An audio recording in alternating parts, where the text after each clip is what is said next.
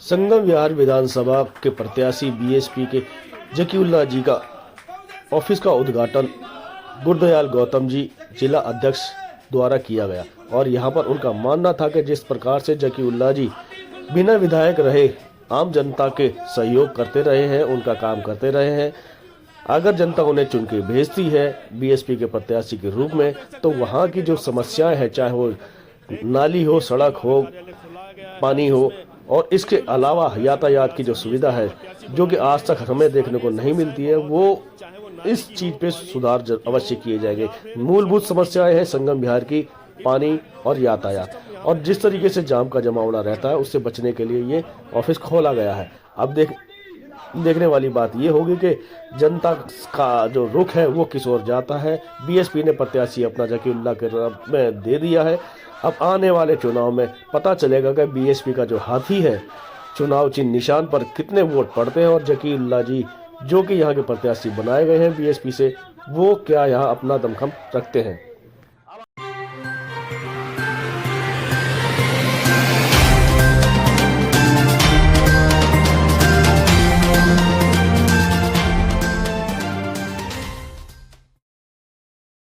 नमस्कार, आदाब, सत श्री अकाल, जय भीम, नमो बुद्धाय। ये वो शब्द है जो बहुजनों को बहुजन बनाते हैं और बहुजन समाज पार्टी के जो संगम विहार से प्रत्याशी हैं जकीउल्लाह साहब, हम उनसे बात करने की कोशिश करेंगे क्योंकि संगम विहार एक एशिया में सबसे बड़ी कॉलोनी मानी जाती है और बहुजन सबसे ज्यादा यहाँ निवास करते हैं। आखिर उनकी समस्याएं क्या है और समस्याओं का निजाम क्या है, बात करने की कोशिश करेंगे सीधे सीधे जकीउल्लाह साहब से। स्वागत है सर चैनल पर आपका। शुक्रिया आपका। जो आपने जैसा कि अभी हमने आपको कहा कि संगम विहार एशिया की सबसे बड़ी कॉलोनी है और यहाँ पर समस्याएं भी बहुत ज्यादा हैं, सुधार कैसे होगा? देखिए, यहाँ जो अभी प्रेजेंट में सरकार है उसने 11 साल पहले जो वादा किया था जी, उस वादे पे अभी तक एक भी काम नहीं किया उन्होंने। जो वादा सबसे पहला था इनका कि अनऑथराइज कॉलोनी को ऑथराइज करने का, वो अभी तक नहीं हुआ। दूसरा नंबर, रोड नाली पानी का समस्या है। तो आप देख सकते हैं, अभी आप आए हैं, हल्का सा बारिश हुआ है, रोड का हाल क्या है जी। इससे आप अंदाजा लगा सकते हैं कितना विकास है यहाँ। अगर बहुजन समाज पार्टी को एक मौका यहाँ की जनता देगी, फिर यहाँ का विकास 2007 से 2012 में जो बहुजन समाज पार्टी बहन जी ने यूपी के अंदर में किया, उससे भी बेहतर यहाँ काम होगा इस बार।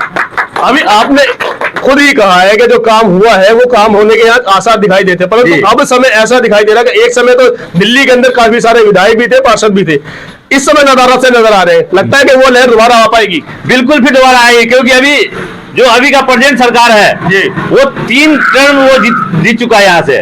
उसके बावजूद वो टाइम मांग रहे जनता से कि अभी 5 साल और दो टाइम। क्यों दू टाइम? तो सभी नेता कहते हैं। नहीं, ऐसी बात नहीं। 5 साल के बाद दूसरे 5 साल में काम नहीं किया तो चेंज करना चाहिए, क्योंकि रोटी भी जब आप बनाते हैं ना, हाँ, तवे पे जो है पलटना पड़ता है। अच्छा। अगर एक साइड रोटी रख देंगे तो जल जाएगा। इसी तरह ये 3 टर्म हो गया, ये जल चुका है पूरा। लगता है कि बदलाव होगा? बिल्कुल बदलाव होगा। जनता चाह रही है, जनता वोट बना रखा है इस बार कि इस बार आम आदमी पार्टी, कांग्रेस, बीजेपी सबको देख लिया, इस बार बहुजन समाज पार्टी का विधायक यहाँ से होगा। शैलेश साहब, लगता है कि जैसे उम्मीदवार साहब कह रहे हैं कि यहाँ पे विधायक होगा, उम्मीद कितनी लग रही है आपको?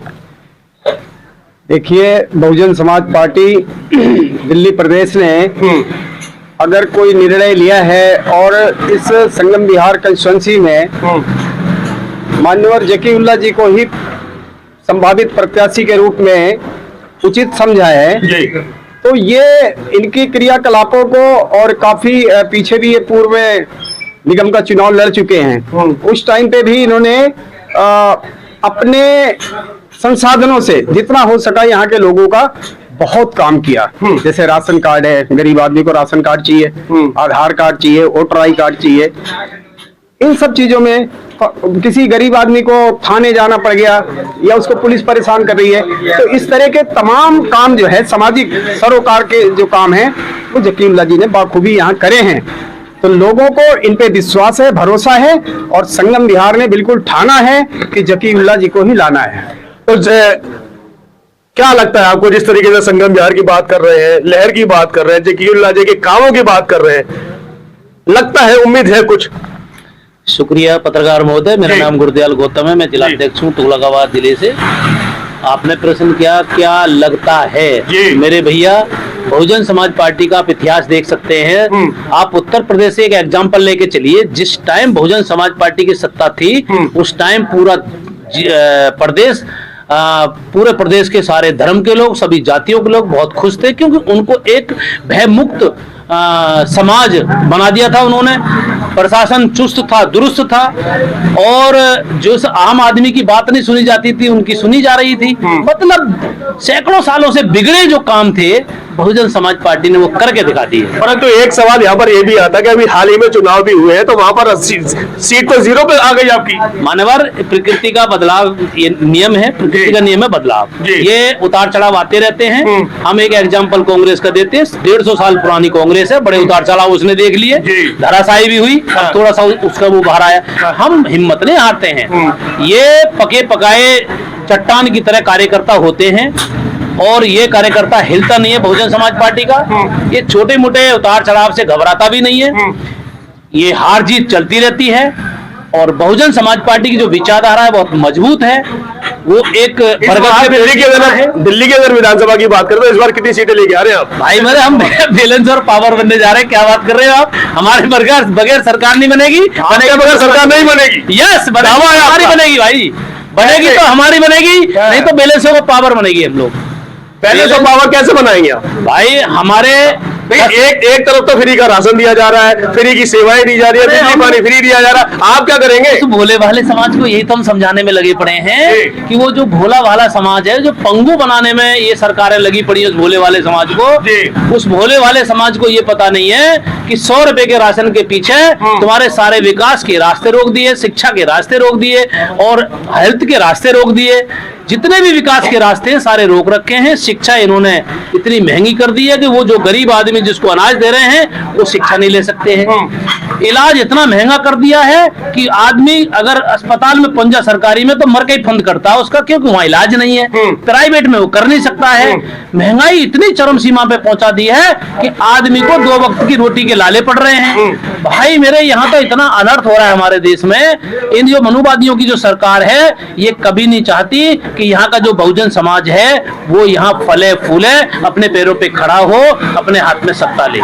तो ढिढोरिया साहब, बहुजन समाज की जब हम बात करते हैं तो सभी लोग इसमें आ जाते हैं, जैसा कि मैंने शुरुआत में ही कहा था कि चाहे वो सिख हो, मुस्लिम हो, ईसाई हो या दलित ही क्यों ना हो, सभी लोग बहुजन में शामिल हो जाते हैं। परंतु उनकी जब तक सबकी अपनी अपनी पार्टियां हैं, सबके अपने अपने संगठन है, तो बहुजन इकट्ठा होगा कैसे? और एकजुट नहीं हुआ तो जीतोगे कैसे?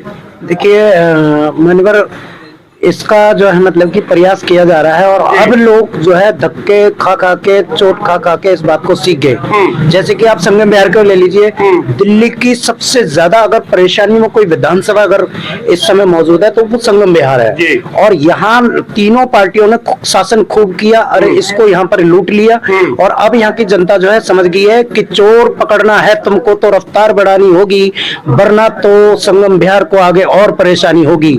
आजादी से तुम को ये चकमा देता आया, अरे हर बार निकलने का इसने कोई मार्ग नया बनाया। क्यों नहीं चोर पकड़ में आता, हम रहते इस भरोसे, और सब कुछ लुट जाता जनता का फिर ईश्वर को कोसे। अरे क्यों नहीं चोर पकड़ में आता, ये सोच बढ़ानी होगी, वरना तो संगम बिहार को आगे और परेशानी होगी। तो अभी आपने सुना कि कविता के माध्यम से यहाँ पर इन्होंने एक बात कही है। हम एक आम आदमी से बात करेंगे, यहाँ की आखिर समस्या क्या है। सर अपना पहले तो परिचय दे दें हमें आप। मेरा नाम है मोहम्मद एहसान, तो यहाँ संगम बिहार में रह रहे हैं। संगम बिहार में आप कितने समय से रह रहे हैं? 40 साल हो गया। 40 साल से क्या लग रहा है कि यहाँ पर क्या सुधार होना चाहिए? सुधार तो बहुत होना चाहिए, लेकिन खाली सिर्फ बता रहे हैं कि हाँ करेंगे करेंगे। एक बार और दो 5 साल के लिए, लेकिन कितना साल दे चुके हैं। क्या चाहते हैं अब आप लोग? सुधार होना चाहिए। कौन करेगा सुधार? बहुजन समाज पार्टी ही सुधार कर सकती है, और कोई पार्टी ऐसा नजर नहीं। इतना भरोसा कैसे आपको? पूरा भरोसा है, इसलिए कि यूपी में जो सरकार चलाई थी बहन मायावती जी ने, तो पूरा सुधार कर दिया था यूपी का हर जगह। वापिस हम चलते हैं जकीउल्लाह साहब के पास, जो कि संगम बिहार से उम्मीदवार है। सर जकीउल्लाह साहब, आप हमें ये बताएं, क्योंकि विधानसभा के चुनाव नजदीक हैं, बड़ी बड़ी पार्टियां दावा ठोक रही हैं, बीएसपी भी उसमें शामिल है। ऐसी जो 5 समस्याएं संगम बिहार से जो आम आदमी से जुड़ी हुई, जिनका सुधार आप पहले करना चाहेंगे? सबसे पहले पानी का समस्या यहाँ इतना ज्यादा है कि आज तक हम यूपी बिहार जाते हैं ना, तो वहाँ गांव में नल खोलिए पानी मिलेगा, लेकिन दिल्ली में देश की राजधानी है, यहाँ पानी टोटी से नहीं मिल रहा है, यहाँ पानी के लिए लोग तरस रहे हैं। तो एक समस्या हो गई। सबसे पहला समस्या। दूसरा समस्या, संगम बिहार विधानसभा में कोई सीनियर सेकेंडरी स्कूल नहीं है, जो हमारे बच्चे बच्चियां जो है टुकलकाबा जाती है पढ़ने के लिए। मैं पूरा प्रयास करूंगा सबसे पहले वो स्कूल यहाँ बनाया जाए। तीसरा, हॉस्पिटल नहीं है यहाँ पे। रोड का हालत देख रहे हैं, रोड का क्या दुर्दशा है, जाम से मुक्ति दिलाएंगे, ये काम हमारी रहेगी 5। तो अभी आप समझ रहे हैं कि यहाँ की जो समस्याएं हैं संगम बिहार की, वो काफी गंभीर समस्याएं। लगभग 30, 35, 40 साल से लोग बाग यहाँ रह रहे हैं, चाहे वो रोड का मामला हो, पानी का मामला हो, सड़क का मामला हो, हर तरीके से संगम बिहार पिछड़ा हुआ है, क्योंकि ये यहाँ पर ज्यादातर बहुजन लोग ही रहते हैं और बहुजन समाज पार्टी से उम्मीदवार बनाए गए हैं जकीउल्लाह साहब। अब देखने वाली बात यह है कि बहुजन समाज इन्हें कितना चाहता है, इन्हें कितना प्यार करता है, वोटों में कितना तब्दील होता है, ये आने वाला समय हमें बताएगा। इसी के साथ मैं सुनील अभय, बहुजन समाज पार्टी।